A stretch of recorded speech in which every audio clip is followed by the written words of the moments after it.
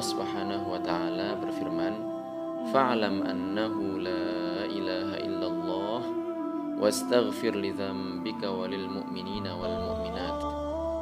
Maka ketahuilah, sesungguhnya tiada yang berhak untuk disembah selain Allah, dan dimintalah ampunan untuk dosamu serta untuk orang-orang mukmin laki-laki dan mukmin perempuan. Dalam ayat ini terkandung isyarat kepada dua macam ilmu.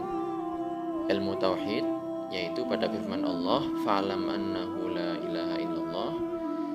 Yang kedua adalah isyarat kepada ilmu furu', yaitu firman Allah, "Wastaghfir li dzambika walil mu'minina wal mu'minat."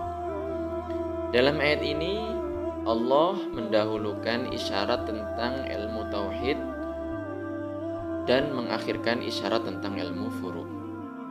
Maka dari sini kita mengetahui bahwa ilmu tauhid lebih utama daripada ilmu furu'. Jadi ilmu tauhid adalah ilmu yang paling afdol, paling tinggi, paling mulia, dan paling utama. Sahabat Abu Hurairah, semoga Allah meridhoinya, pernah menyebutkan bahwasanya Rasulullah Shallallahu Alaihi Wasallam ini pernah suatu ketika ditanya, "Wahai Rasulullah, amal ibadah apakah yang paling utama?" Kemudian Rasulullah bersabda menjawab pertanyaan tersebut, "Imanun billahi wa rasulih," rawahul Bukhari. Artinya adalah amal yang paling utama adalah beriman kepada Allah dan kepada Rasulnya. Hadis riwayat Al-Bukhari. Mengapa demikian?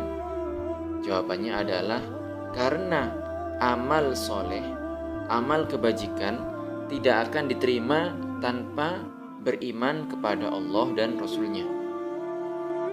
Ini sesuai dengan apa yang dikatakan oleh salah satu ulama, yaitu Imam Al-Ghazali.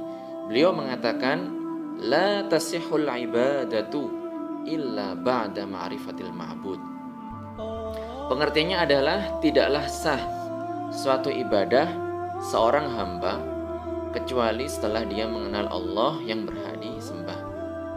Artinya, barang siapa yang tidak mengenal Allah, bahkan menyerupakan Allah dengan makhluknya, menyerupakan atau meyakini bahwasanya Allah itu adalah cahaya atau lainnya, atau meyakini bahwasanya Allah bertempat di langit, atau meyakini bahwa Allah duduk di atas arsy, atau mensifati Allah dengan salah satu dari sifat-sifat makhluk, maka yang demikian ini berarti dia tidak beribadah kepada Allah, tidak beribadah kepada Allah, tetapi ia beribadah kepada sesuatu yang ia bayangkan dalam khayalannya, dan tentunya itu bukanlah Allah.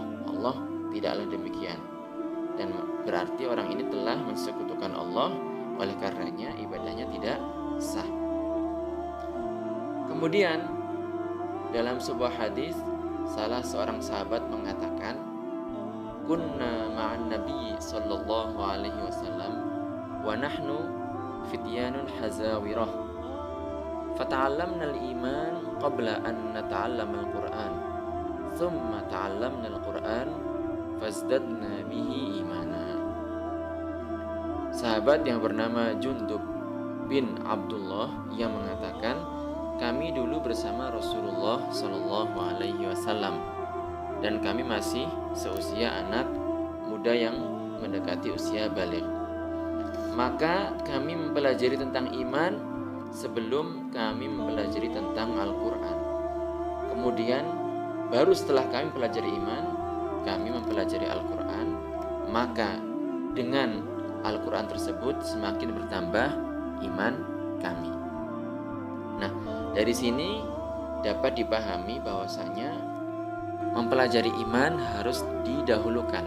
Mengkaji hal-hal yang berkaitan dengan ilmu tauhid harus diutamakan sebelum yang lainnya, bahkan sebelum mempelajari Al-Quran. Mengapa demikian? Karena jika seseorang mengkaji Al-Quran, apalagi sekarang membaca Al-Quran terjemahan, dia tidak punya dasar keimanan yang baik, yang benar, yang sesuai dengan apa yang diajarkan oleh Rasulullah, dikhawatirkan dia akan memahami salah tentang Al-Quran. Oleh karenanya, kajian tentang tauhid, tentang keimanan, bahwasanya Allah Subhanahu wa taala tidak serupa dengan makhluknya, tidak butuh kepada makhluknya, bahwasanya Allah Subhanahu wa taala mencipta segala-galanya, itu harus didahulukan sebelum seseorang mengkaji Al-Qur'an. Oleh karenanya saya menghimbau kepada para pendengar, kepada diri saya pribadi, agar selalu semangat dalam menghadiri kajian-kajian ilmu agama, terutama ilmu tauhid, karena dengan bekal ilmu tauhid kita akan mengetahui Allah Subhanahu wa taala yang berhak disembah, dan dengan demikian maka ibadah kita akan sah, dan jika ibadah kita sah maka kita akan termasuk menjadi golongan penghuni surga. Semoga Allah Subhanahu wa taala memberikan nikmatnya dan rahmatnya kepada kita, sehingga kita diberikan kemudahan untuk mengkaji ilmu agama serta mengajarkannya kepada orang-orang tercinta kita dan orang sekitar kita. Wallahu subhanahu wa ta'ala a'lam wa ahkam. Wassalamualaikum